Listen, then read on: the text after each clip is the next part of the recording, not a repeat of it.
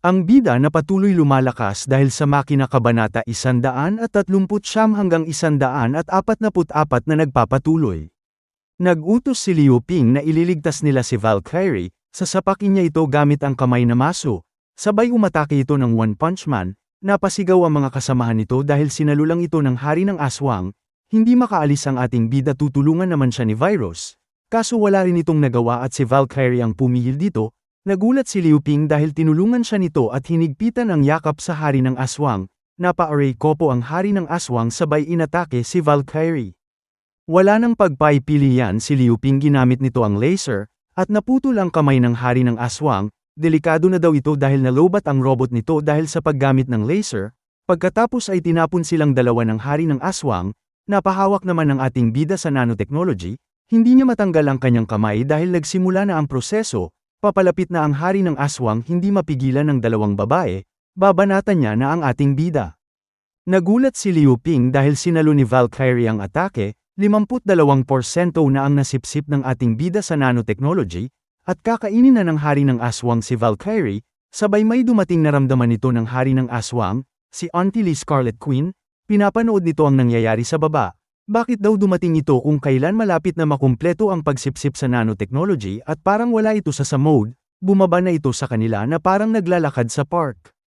Hindi niya pinansin ang hari ng aswang nilagpasan niya ito, tumubo ulit ang kamay ng hari ng aswang, at inatake niya sa likod si Scarlet Queen, sumigaw si Liu Ping nang mag-ingat ito, biglang tinagusan ng hari ng aswang sa atake ni Scarlet Queen, gumawa ito ng palakol gamit ang dugo, sabay inatake niya sa ulo ang hari ng aswang. Napahanga tuloy ang lahat ng nakakita dito, napa-atres ang hari ng aswang sa bakod, at hindi siya kinaya nito sabay nahulog sa bangin.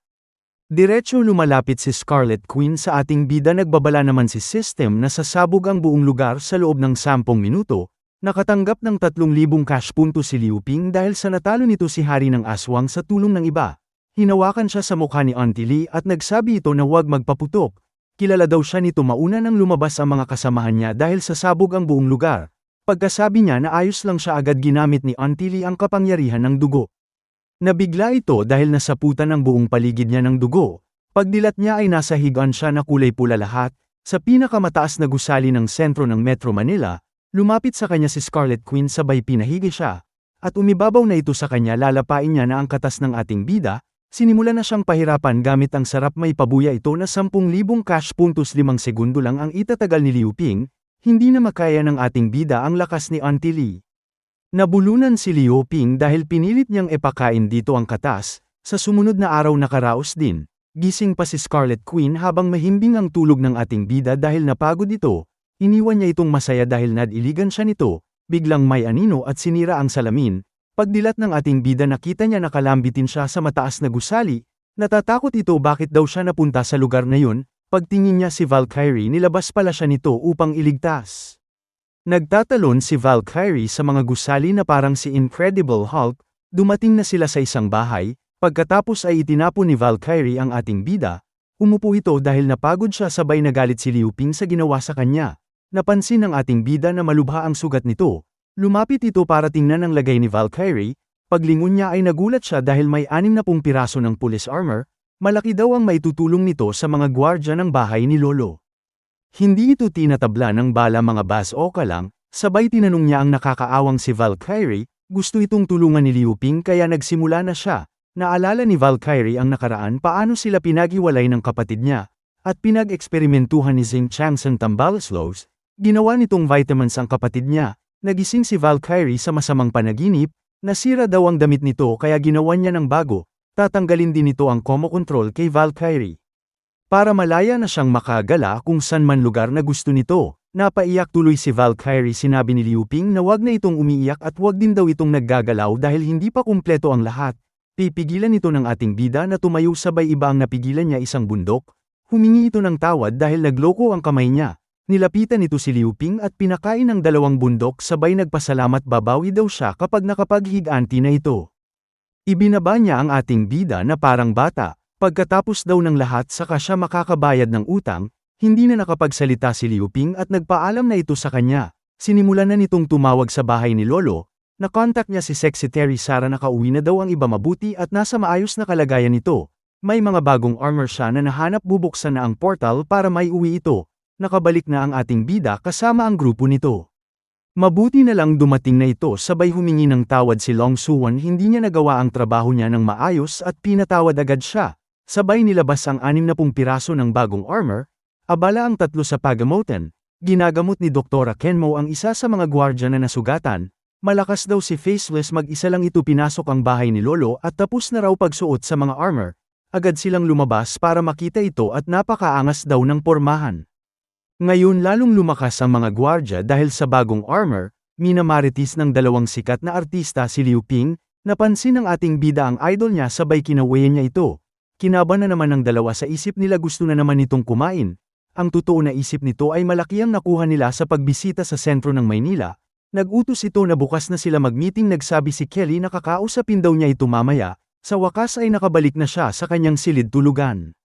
Sinimulan nito ay charge ang robot at i-upgrade ang nanotechnology gamit 10,000 cash puntos. Iniisip niya kung anong sasabihin ni Kelly sa kanya. At kumatok ang dalawang idol niya at pinatuloy niya ito. Laking gulat niya dahil sexy ang suot ng dalawa. Lumabas na ang dugo sa ilong nito dahil ito ang paborito niya na suot nila. Nagpalit na daw sila ng damit pagkatapos nitong magsinyales. Masama daw ito dahil darating si Kelly at makikita nito ang dalawa sa kwarto niya. Kailangan niya silang palabasin dahil parating na si Kelly. Mali daw intindi ng dalawa si Kelly ay darating. Pumasok sa isip nila na 3 ang gusto nitong banatan. Wala na daw silang magagawa habang hinihintay ang pangatlo, magpapainit na sila. At inatake na nila ang ating bida.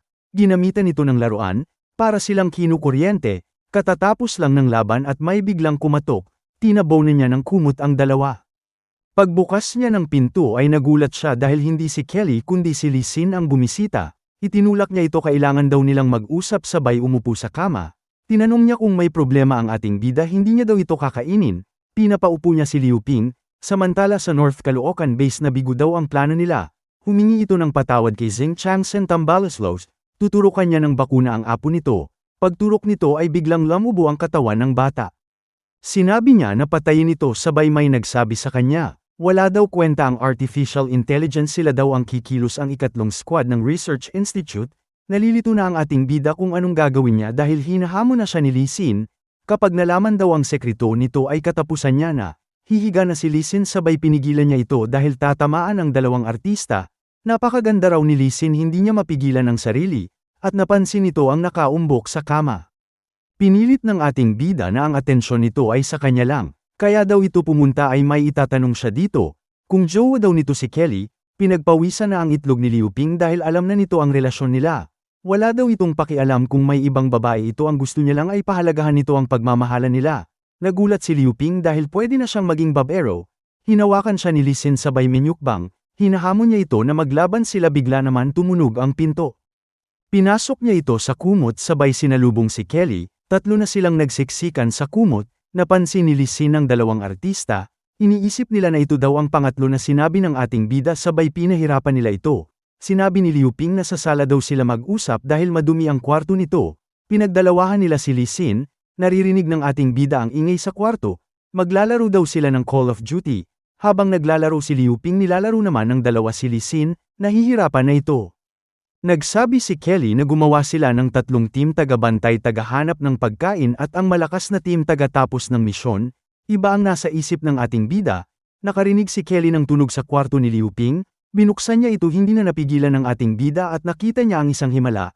Sa kantin sobrang saya ni Zhang Yo dahil ngayon lang daw ulit siya nakakain ng karne na bagong luto. Masarap daw ang pagkain at dapat magpasalamat ito sa nagluto nito. Tinanong ng anak ni Auntie Lee kung anong kalagayan sa labas. Sumagot si Jinyan Gold Digger na mahirap dahil nagkalat ang mga aswang, kulang ng kagamitan pagkain. Si Zhang Yu daw ang kumukuha ng pagkain nila. Nakakatakot daw, sabi ng anak ni Auntie Lee. Dumating ang 3 teacher, maganda raw ang bahay ni Lolo, may mga bago na naman sa bahay. Nagbabala si system na magbabago ang buong bahay ni Lolo sa loob ng 12 oras. Delikado daw dahil sa dami ng babae, magkakaroon ng selosan, sabay na bitawan nito ang plato at nabasag. Nakita ni Kelly na basang-basa yung kama. Hinawakan niya ito at inamoy, mainit-init pa daw. Hindi niya alam nasa ilalim ng kama ang 3 babae. Nakakahiya daw dahil ang lakas nito ay nahanap ni Kelly. At dito nagtatapos ang Kabanata 139 hanggang 144 na maraming salamat po sa panunood nyo, mag-subscribe para laging updated sa buhay ni Liu Ping.